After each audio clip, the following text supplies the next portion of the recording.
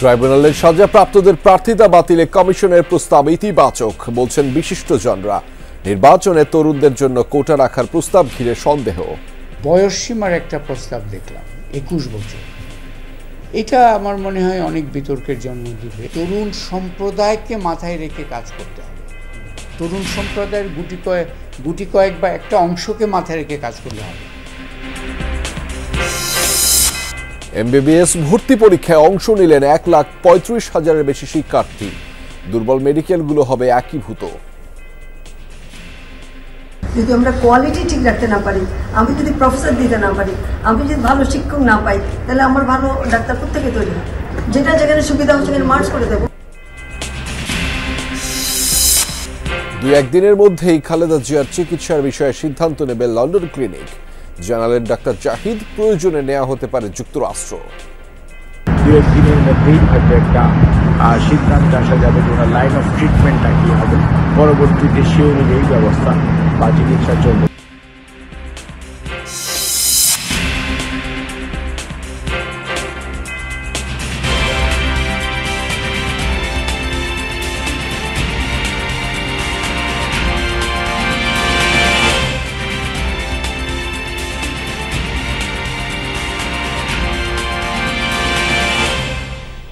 দর্শক, আমন্ত্রণ যমুনা নিউজে আপনাদের সাথে আছি আমি আহমেদ রেজা। এতক্ষণ শিরোনাম দেখছিলেন, এবার জানাচ্ছি বিস্তারিত।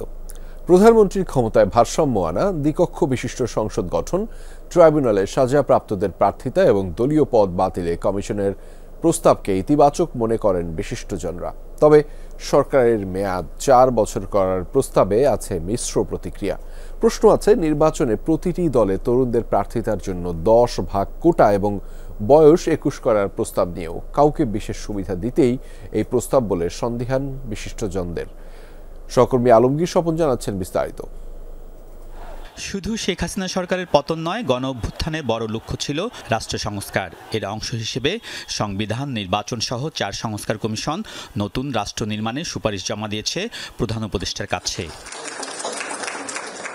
সুপারিশে ক্ষমতার ভারসাম্য রক্ষায় দ্বিকক্ষ বিশিষ্ট আইনসভা, প্রধানমন্ত্রীর একচ্ছত্র ক্ষমতা কমানো, নির্বাচনকালীন অন্তর্বর্তী সরকারের প্রস্তাবে সায় আছে বিশিষ্টজনদের। অবশ্য সংসদের মেয়াদ 4 বছর, একই ব্যক্তিকে দলীয় প্রধান, সংসদ নেতা ও সরকার প্রধান না করার সুপারিশে মিশ্র প্রতিক্রিয়া আছে তাদের। আমাদের মতো উন্নয়নশীল দেশে যখন সরকার গঠন করে তখন তাদের পেছনে একটা বড় তাড়না থাকে, উন্নয়নমূলক কর্মকাণ্ড দেখিয়ে যেতে হবে তাদের আমলে, তাদের মেয়াদে। তো এইটা করতে গেলে 4 বছর যথেষ্ট না। 5 বছরের বেশি যেহেতু পৃথিবীর কোনো দেশে ওইভাবে নাই, সেই হেতু মানে যেটা 5 বছর ছিল সেটা রেখে দেওয়াটাই বোধহয় উত্তম হবে। সুনির্দিষ্টভাবে দ্বিকক্ষ বলেছে, কিন্তু কিভাবে নির্বাচনগুলো হবে, ওখানে এলিজিবিলিটি ক্রাইটেরিয়া কি হবে, কারা ওখানে যাবে, পেশাজীবী গোষ্ঠী আছে, সার্বিক প্রক্রিয়া তাদেরও এক ধরনের অ্যাকোমোডেট করা হলো। প্রধানমন্ত্রী 2 মেয়াদের বেশি সেখানে মানে সুপারিশ করা হয়নি। একবার 3 মেয়াদ 4 মেয়াদ যদি একজন প্রধানমন্ত্রী থাকে, শেখ হাসিনা তো একদিকে 3 মেয়াদ ছিলেন, 1 মেয়াদ 4 মেয়াদ তো তার পরে ছিল, 5 মেয়াদ তার চলছিল। তো এই অবস্থায় আমরা যেটা দেখি যে স্বৈরতন্ত্র হওয়ার একটা বিপদ সৃষ্টি হয়। আন্তর্জাতিক অপরাধ ট্রাইব্যুনালে সাজা হলে প্রার্থিতা ও দলের পদ না রাখার সুপারিশ করেছে নির্বাচন সংস্কার কমিশন। এই প্রস্তাবকে ইতিবাচক মনে করেন বিশিষ্টজনরা।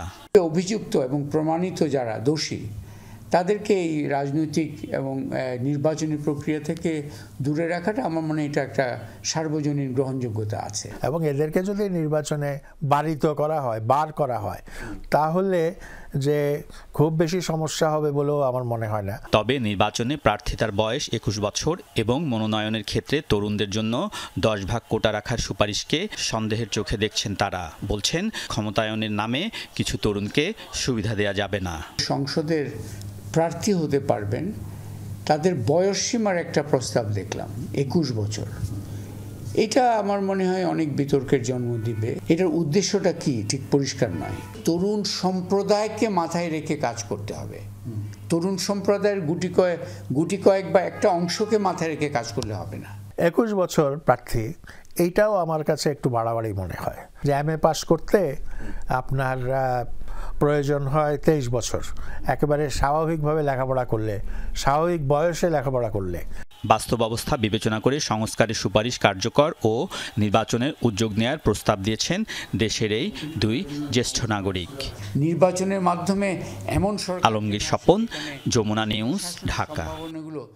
তুলনামূলক দুর্বল মেডিকেল কলেজের মান উন্নয়নে উন্নত মেডিকেল কলেজের সাথে একীভূতকরণ চিন্তা করছে সরকার, এমনটা জানিয়েছেন স্বাস্থ্য উপদেষ্টা নূরজাহান বেগম। সকালে 2024-25 শিক্ষাবর্ষের এমবিবিএস ভর্তি পরীক্ষার হল পরিদর্শনকালে এই কথা জানিয়েছেন তিনি। স্বাস্থ্য উপদেষ্টা জানিয়েছেন, খুব শান্তিপূর্ণভাবে এই পরীক্ষা হয়েছে। সরকারি মেডিকেল কলেজের মান উন্নয়নে পদক্ষেপ নেওয়া হবে জানিয়েছেন তিনি।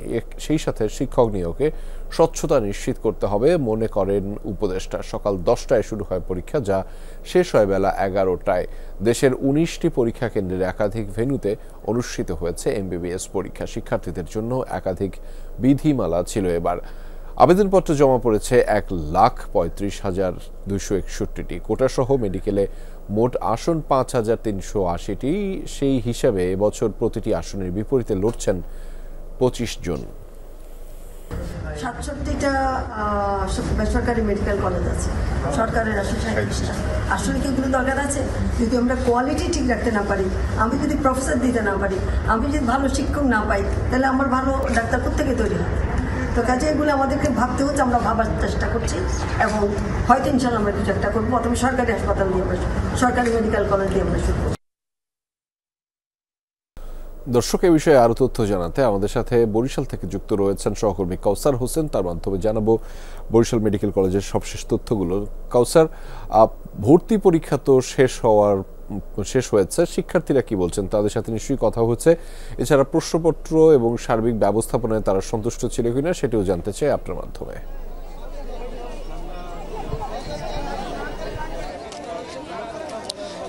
কিছুক্ষণ আগে ভর্তি পরীক্ষা শেষ হয়েছে এবং যারা পরীক্ষায় অংশ নিয়েছিলেন সেই শিক্ষার্থীরা ধীরে ধীরে পরীক্ষা কেন্দ্র থেকে বেরিয়ে এসছেন এবং বরিশাল শেরেবাংলা মেডিকেলে 250টি আসন রয়েছে এবং এই 250টি আসনের বিপরীতে আজ 3,206 জন শিক্ষার্থী মেধা পরীক্ষায় অংশ নিয়েছিলেন, যারা এই পরীক্ষায় উত্তীর্ণ হয়ে এই ডাক্তার হবেন, এমবিবিএস পরীক্ষায় উত্তীর্ণ হয়। এবং এখানকার যারা শিক্ষার্থীরা রয়েছেন তারা কিন্তু সার্বিক যে ব্যবস্থাপনা ছিল সেই সার্বিক ব্যবস্থাপনায় তারা সন্তুষ্ট প্রকাশ করেছেন। এবং আমরা সকাল থেকেই দেখেছি যে সেন্টারগুলো রয়েছে, এই সেন্টারগুলোতে কিন্তু যারা শিক্ষার্থী ছিল শিক্ষার্থীদের অনেক আমরা একটু কথা বলতে চাই। একটু বলবেন যে আজকে পরীক্ষা কেমন হয়েছে এবং প্রশ্ন কেমন ছিল? জি আলহামদুলিল্লাহ ভালো ছিল, প্রশ্ন মানসম্মত ছিল, মোটামুটি স্ট্যান্ডার্ডই ছিল।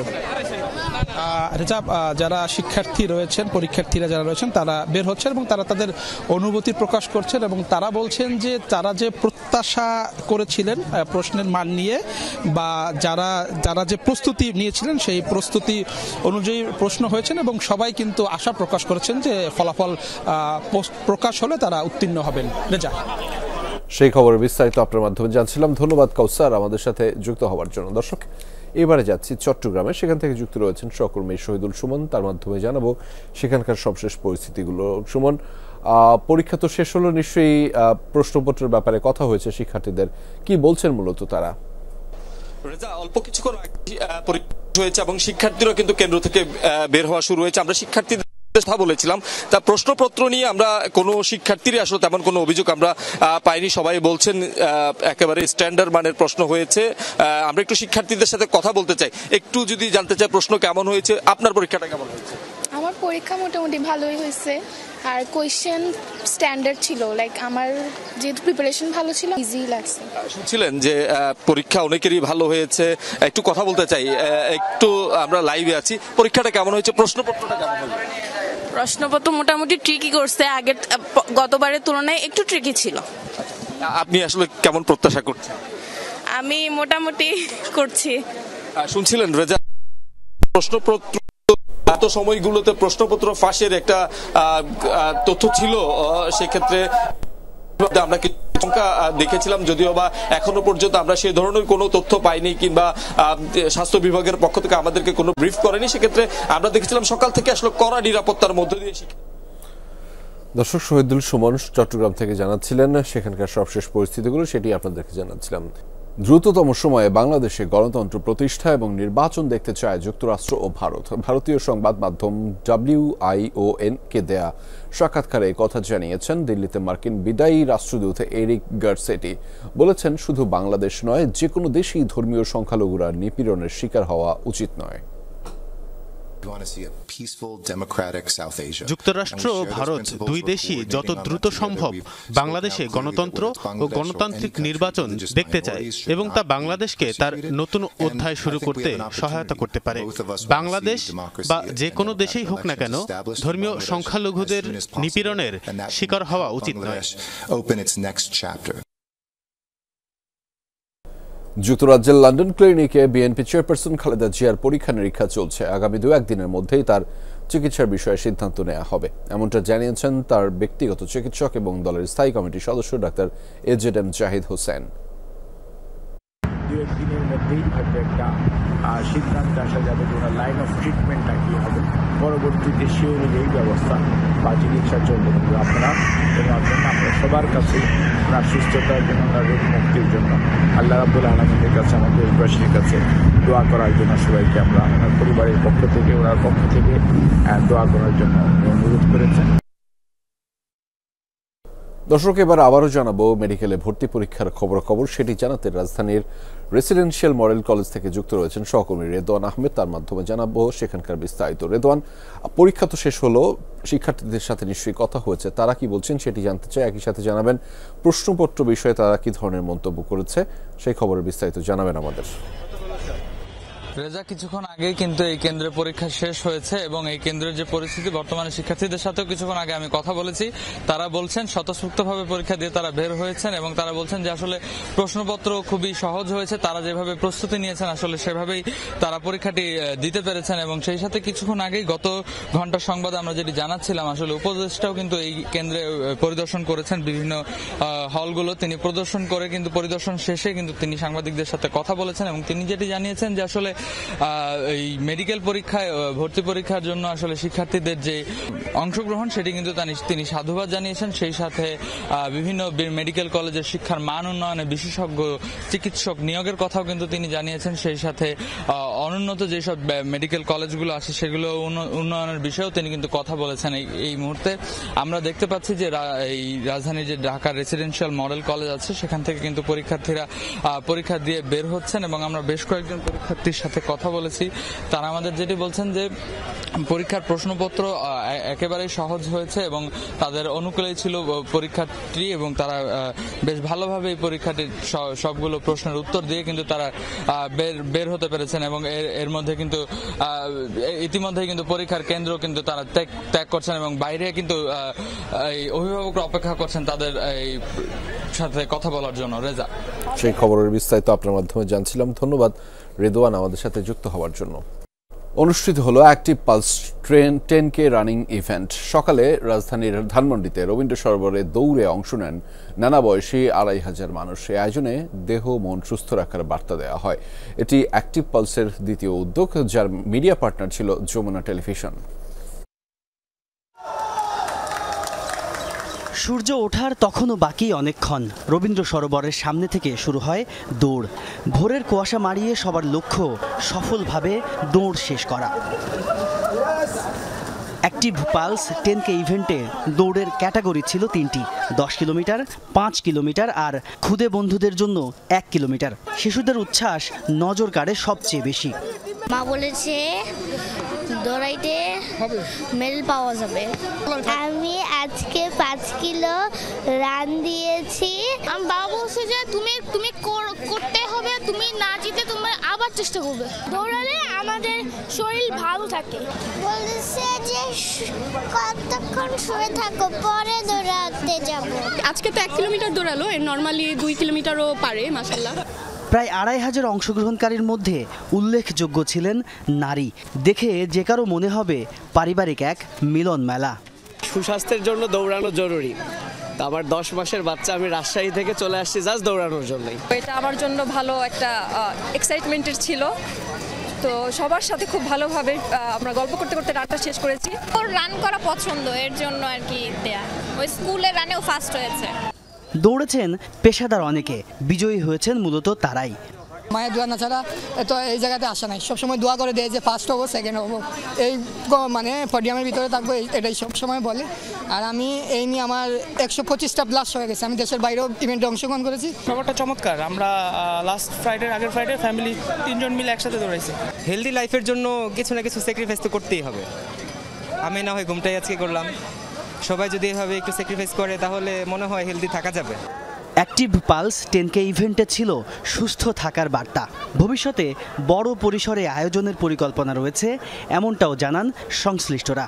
এই জায়গায় নতুনভাবে রুট বের করে এত বাসাবাড়ির মধ্যে দিয়ে রান করানো, এটা একটা বেশ চ্যালেঞ্জিং বিষয় ছিল, বাট আমার মনে হয় আমাদের টিম খুব ভালোভাবে এটা সাকসেসফুলি করতে পেরেছে। পরে বিজয়ীদের হাতে তুলে দেওয়া হয় পুরস্কার, শুভেচ্ছা স্মারক তুলে দেওয়া হয় ইভেন্টের স্পন্সর এবং মিডিয়া পার্টনার প্রতিষ্ঠানের প্রতিনিধিদের হাতে। তাজনুর ইসলাম, যমুনা নিউজ, ঢাকা।